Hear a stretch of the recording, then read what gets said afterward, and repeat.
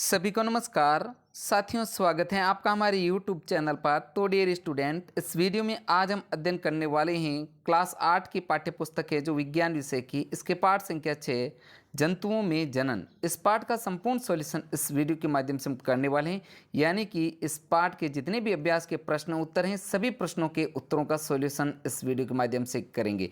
प्रिय विद्यार्थियों, आपसे रिक्वेस्ट है वीडियो को शुरू से लेकर लास्ट तक आप पूरा देखिएगा, जिससे आपको ये चैप्टर अच्छे से समझ में आ जाए। और वीडियो को लाइक तथा शेयर जरूर कीजिए। चैनल पर नए हैं तो चैनल को सब्सक्राइब जरूर कीजिएगा। साथियों, शुरू करते हैं। देखते हैं सबसे पहले 1 नंबर प्रश्न को, सजीवों के लिए जनन क्यों महत्वपूर्ण है समझाइए। तो इस प्रश्न का उत्तर देख लेते हैं। उत्तर है, जनन वह प्रक्रम है जो जीव की उत्तरजीविता के लिए आवश्यक है। जनन जाति की निरंतरता बनाए रखने के लिए आवश्यक है। जनन में जीवों का विशेष महत्व है क्योंकि यह एक जैसे जीवों में पीढ़ी दर पीढ़ी निरंतरता बनाए रखना सुनिश्चित करता है।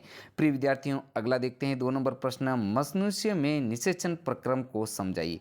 तो इस प्रश्न का उत्तर आपको लिखना है, जनन प्रक्रम का पहला चरण शुक्राणु और अंडाणु का संलयन है। जब शुक्राणु अंडाणु के संपर्क में आते हैं, इनमें से एक शुक्राणु अंडाणु के साथ संलयित हो जाता है। शुक्राणु और अंडाणु का यह संलयन निषेचन कहलाता है। निषेचन के समय शुक्राणु और अंडाणु संलयित होकर एक हो जाते हैं। इसके परिणाम स्वरूप युग्मनज का निर्माण होता है। तो प्रिय विद्यार्थियों, इस 2 नंबर प्रश्न का उत्तर आपको ये लिखना है। आगे देखते हैं। इसको चित्र के द्वारा भी आपको समझाया गया है। इसको चित्र के माध्यम से अच्छे प्रकार से देख सकते हैं। ये अंडाणु और ये शुक्राणु जो है, इन दोनों के जो निषेचन की क्रिया हो रही है, इसको इस प्रकार समझना है चित्र के माध्यम से। आगे देखते हैं प्रिय विद्यार्थियों, सर्वोचित उत्तर चुनिए। इसका क देखते हैं, आंतरिक निषेचन होता है मादा के शरीर में, मादा के शरीर के बाहर, नर के शरीर में, नर के शरीर के बाहर। ध्यान रखना, आंतरिक निषेचन हमेशा मादा के शरीर के अंदर होता है, मादा के शरीर में होता है। नेक्स्ट आगे साथियों देखते हैं ख, एक टेडपोल जिस प्रक्रम द्वारा वयस्क में विकसित होता है वह है निषेचन, कायांतरण, रोपण, मुकुलन। तो इस प्रश्न का उत्तर होगा कायांतरण। सही उत्तर आपको क्या करना है, कायांतरण। 2 नंबर ऑप्शन एकदम सत्य है। अगला प्रश्न है ग, एक युग्मनज में पाए जाने वालों की संख्या होती है, कोई नहीं, 1 2 4। यहाँ पर सही उत्तर होगा 2, यानी कि 3 नंबर ऑप्शन अपना एकदम सत्य है। साथियों, आगे देखते हैं। प्रश्न संख्या 4 है जो, निम्न कथन सत्य हैं अथवा असत्य संकेतित कीजिए। प्रिय विद्यार्थियों, ये सत्य और असत्य से संबंधित प्रश्न है जो, तो सबसे पहले क देख लेते हैं अपन, अंड प्रजक जंतु विकसित शिशु को जन्म देते हैं, यह कथन असत्य है। अगला है ख, प्रत्येक शुक्राणु एक एकल कोशिका है, यह कथन सत्य है। अगला है ग, मेंढक में बाहरी निषेचन होता है, यह कथन सत्य है। साथियों, आगे देखते हैं।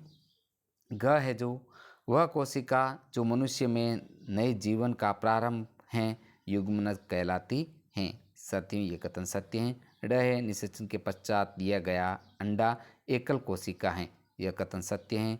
च, अमीबा मुकुलन द्वारा जनन करता है, असत्य। छ है जो, अलैंगिक जनन में भी निषेचन आवश्यक है, असत्य। और ज है, द्विखंडन अलैंगिक जनन की एक विधि है, यह कथन सत्य है। साथियों, आगे देखते हैं। ज, निषेचन के परिणाम स्वरूप युग्मनज बनता है, यह कथन सत्य है। और भ्रूण एक एकल कोशिका का बना होता है, यह कथन असत्य है। तो प्रिय विद्यार्थियों, ये जितने भी सत्य और असत्य के जो क्वेश्चन हैं, इनको आपको अच्छे से करना है। इनके आगे सत्य तथा असत्य हमने लिख दिया है। आगे का प्रश्न देखते हैं। प्रिय विद्यार्थियों, आपसे एक बार पुनः रिक्वेस्ट करते हैं, वीडियो को लाइक तथा शेयर जरूर कीजिए साथियों। और अगर चैनल पर नए हैं तो चैनल को सब्सक्राइब जरूर कीजिएगा। प्रिय विद्यार्थियों, 5 नंबर प्रश्न को देखते हैं। युग्मनज और गर्भ में 2 भिन्नताएं दीजिए। तो सबसे पहले युग्मनज के जो अंतर देखते हैं। शुक्राणु और अंडाणु का संलयन युग्मनज कहलाता है, यह एकल कोशिका है। साथियों, गर्भ भ्रूण की वह अवस्था जिसमें सभी शारीरिक अंगों की पहचान हो जाती है, यह बहुकोशिका है। तो इस प्रकार युग्मनज और गर्भ में आपको अंतर लिखना है। अगला प्रश्न देखते हैं प्रिय विद्यार्थियों। 6 नंबर प्रश्न है जो, अलैंगिक जनन की परिभाषा लिखिए। जंतु में अलैंगिक जनन की 2 विधियों का वर्णन कीजिए। तो यहाँ पर इसका उत्तर आपको लिखना है। सबसे पहले अलैंगिक जनन, इसकी परिभाषा है, इस प्रकार के जनन को जिसमें केवल एक ही जनक नए जीव को जन्म देता है, अलैंगिक जनन कहलाता है। जंतुओं में अलैंगिक जनन की 2 विधियाँ इस प्रकार हैं। सबसे पहली है मुकुलन। प्रत्येक हाइड्रा में एक या अधिक उबार दिखाई दे सकते हैं। ये उबार विकसित होते नए जीव हैं जिन्हें मुकुलन कहते हैं। यीस्ट में भी मुकुल दिखाई देते हैं। हाइड्रा में भी एक एकल जनक से निकलने वाले उदरवृक्ष से नए जीव का विकास होता है। हाइड्रा में मुकुल से नए जीव का विकसित होता है, इसलिए इस प्रकार के जनन की जो है सीमित होती हैं, मुकुलन कहलाते हैं। साथियों, ये मुकुलन को चित्र के द्वारा आपको समझाया गया है। अब है द्विखंडन, इसकी परिभाषा देख लेते हैं। अमीबा एक कोशिक होता है जिसमें केंद्रक के दो भागों में विभाजन से जनन क्रिया प्रारंभ होती है। इसके बाद कोशिका भी दो भागों में बंट जाती है, जिसके प्रत्येक भाग में केंद्रक होता है। परिणाम स्वरूप एक जनक से दो अगुआ बनते हैं।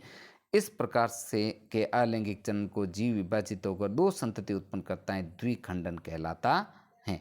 साथियों, इस प्रकार इसको जो आपको पूर्ण करना है, आगे का प्रश्न देखते हैं। ये चित्र के माध्यम से आपको जो है अमीबा में द्विखंडन का जो है चित्र के माध्यम से बताया गया है। साथियों, इसको आप अच्छे से देख लेना। अब अगला 7 नंबर प्रश्न को देखते हैं। मादा के किस जनन अंग में भ्रूण का रोपण होता है? तो इसका उत्तर आपको लिखना है गर्भाशय। साथियों, अगला 8 नंबर प्रश्न देखते हैं। कायांतरण किसे कहते हैं? उदाहरण दीजिए। तो इस प्रश्न का उत्तर आपको लिखना है कि टेडपोल रूपांतरित होकर वयस्क में बदल जाता है, जो छलांग लगा सकता है और तैर सकता है। कुछ विशेष परिवर्तनों के साथ टेडपोल का वयस्क में रूपांतरण कायांतरण कहलाता है। ध्यान रखना साथियों, कायांतरण का जो है यह उदाहरण सहित प्रश्न का उत्तर दिया गया। आगे ये चित्र के माध्यम से आपको जो बताया गया है मेंढक का जीवन चक्र का। अब अगला प्रश्न 9 नंबर है। आंतरिक निषेचन तथा बाहरी निषेचन में आपको भेद करना है। तो यहाँ पर जो है परिभाषा और अंतर स्पष्ट बताएगा। सबसे पहले देखते हैं आंतरिक निषेचन।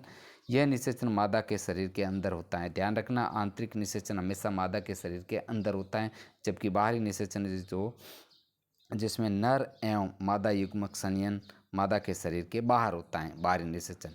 अब आगे है, अब आंतरिक निषेचन किस किस में होता है? प्रिय विद्यार्थियों, ये बहुत ही इंपॉर्टेंट है जो उदाहरण आपके लिए, आंतरिक निषेचन और बाहरी निषेचन किस किस में होता है।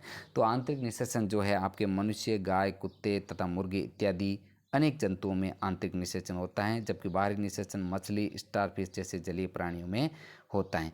प्रिय विद्यार्थियों, ये जो है इनका अंतर है, आप इन्हें अच्छे से समझ लीजिएगा। साथियों, ये बहुत ही इंपॉर्टेंट प्रश्न है, आंतरिक निषेचन और बाहरी निषेचन। इसके उदाहरण भी आपको अच्छे से समझें, क्योंकि वार्षिक परीक्षा के अंदर आंतरिक निषेचन और बाहरी निषेचन का सवाल आपके पूरी तरह से आएगा।